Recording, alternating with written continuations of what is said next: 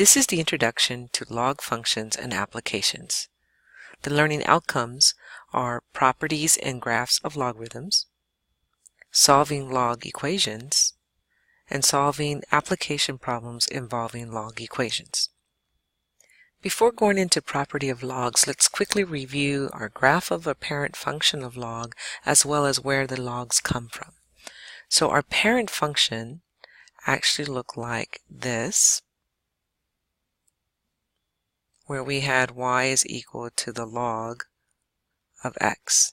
And the base could be some number. If we don't put a base number, then we assume it's going to be 10. That's what we call the common log. So we usually have a base listed there. But what I wanted to mention here is that the domain for our log functions are going to be from 0 to infinity, which means that our x value here must be a positive number. So when we talk about our properties, we're going to make sure that our values are going to be positive numbers when we're talking about logs. Logs, remember, came from b to the x is equal to y. That's an exponential function. And then we switched the y's and the x's. And now we have to solve for y. And we had to introduce the new function of log of base b of x. So remember that y, or logs, are just exponents. So when we had the exponential property of b to the x times b to the y, we had b to the x plus y. So we're going to have log of base b of x, y. Being multiplied means we're going to have log of base b of x plus log of base b of y. Likewise, we had the property of b to the x divided by b to the y, and that's going to be x minus y. So we have the same thing here, that if we have the log of base b of x over y, then that's the same thing as the log of base b of x minus the log of base b of y. And then finally, I don't think we have a particular exponential property, but one that we do have for logs is that if we have the log of base b of x to some exponent, we'll call it r, then we can actually write that exponent first and multiply it times the log of base b of x. So we're going to use these three properties of logs in order to condense or collapse a log into one log expression, or we're going to use it to expand a complicated log expression into simple logs. And so that's what those little videos up here are going to show you examples of. Our next learning outcome is solving log equations. So I want to show you that we actually have 5 different types of log equations we might see.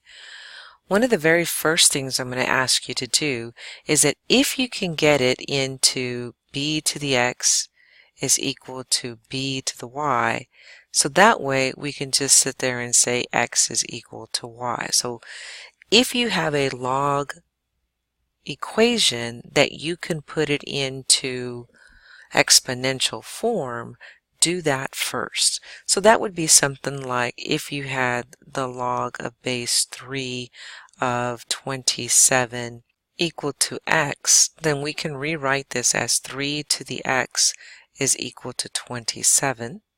Remember, we're doing our base to our exponent is equal to my answer.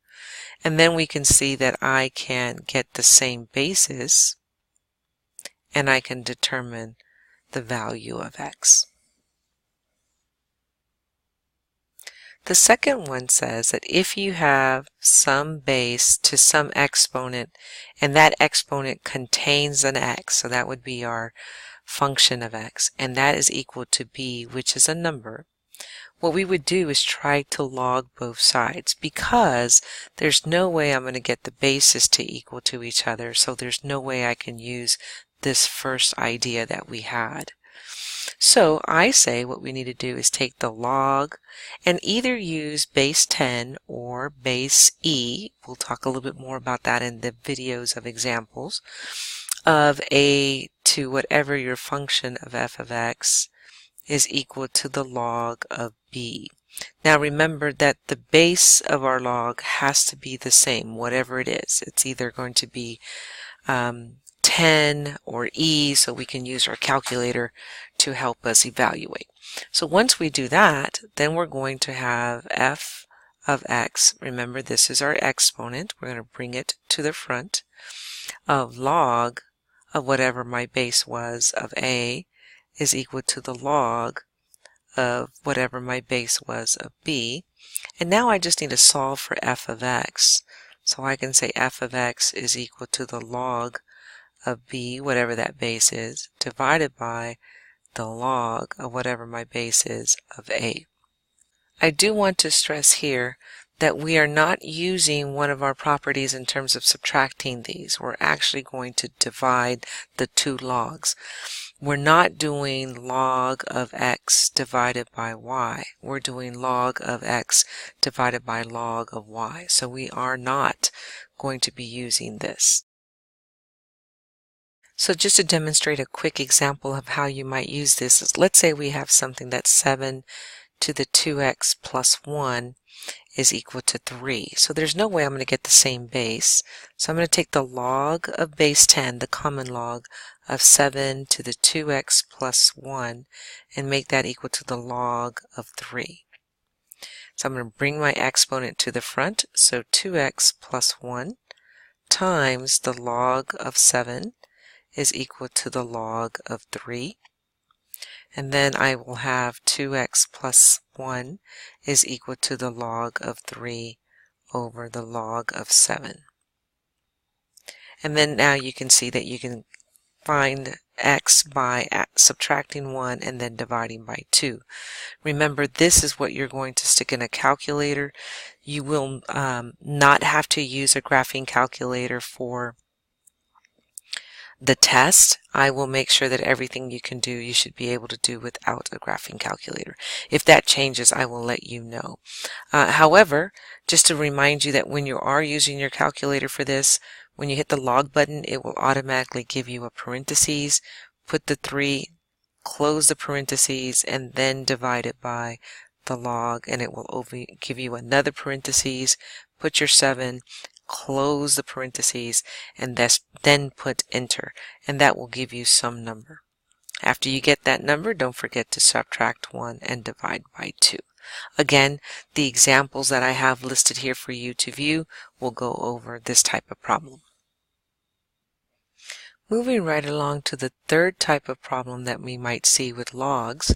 Notice the other two had exponential looking, but one that actually has log. So if you have log of x is equal to log of y, and you have the same base, this should remind you of this problem up here, that if you have the same bases, then x is equal to y.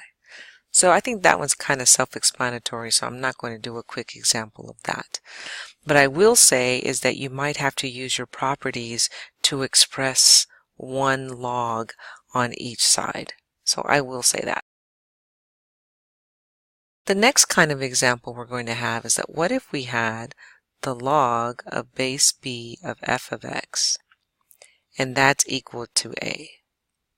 So my suggestion is that rewrite this as an exponential so that you will actually get b to the a is equal to f of x. So now you just have to figure out this exponential problem or value, because that just will probably be a number. So again, remind yourself that this is the base, this is the exponent, and this is the answer. So that's another way that you can solve a log problem.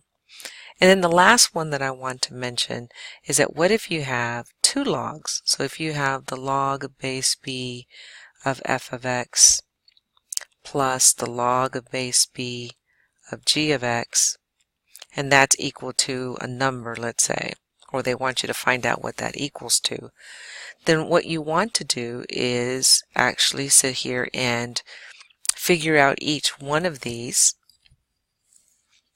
you can either figure what this value is, call this x, and then figure out what this value is and call it y, and then you just have to add x and y.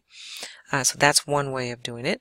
The other one is to maybe combine these two so that you get one log, and if you do that, then you're back to solving this type of problem, or actually solving the one right before it.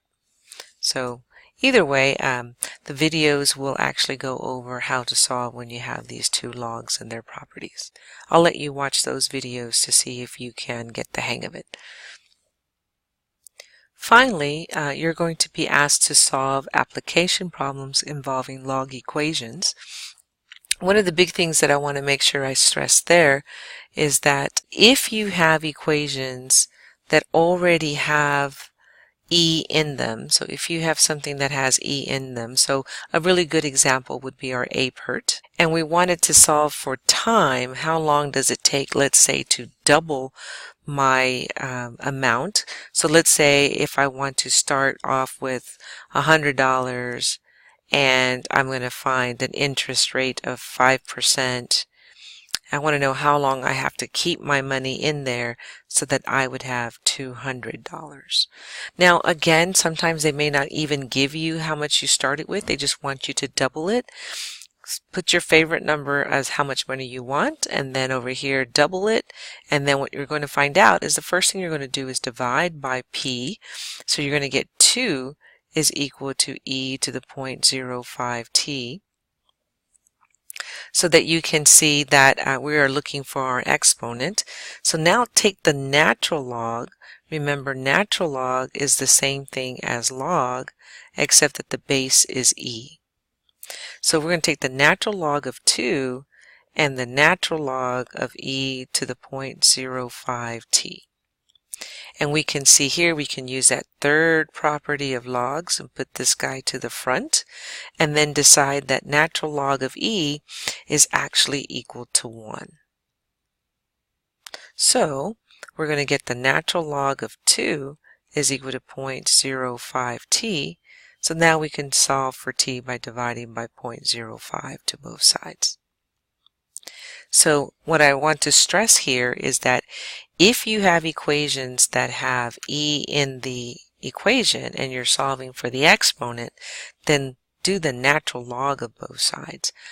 If, however, you have something that has log in it, then definitely you might want to use base 10, the common log. Either one will work. That's pretty cool.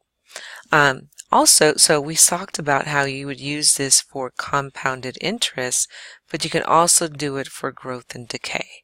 And the only thing I'm going to say about that is that if it is a growth, that means my graph looks like this. It's growing as x goes to infinity. It's always increasing.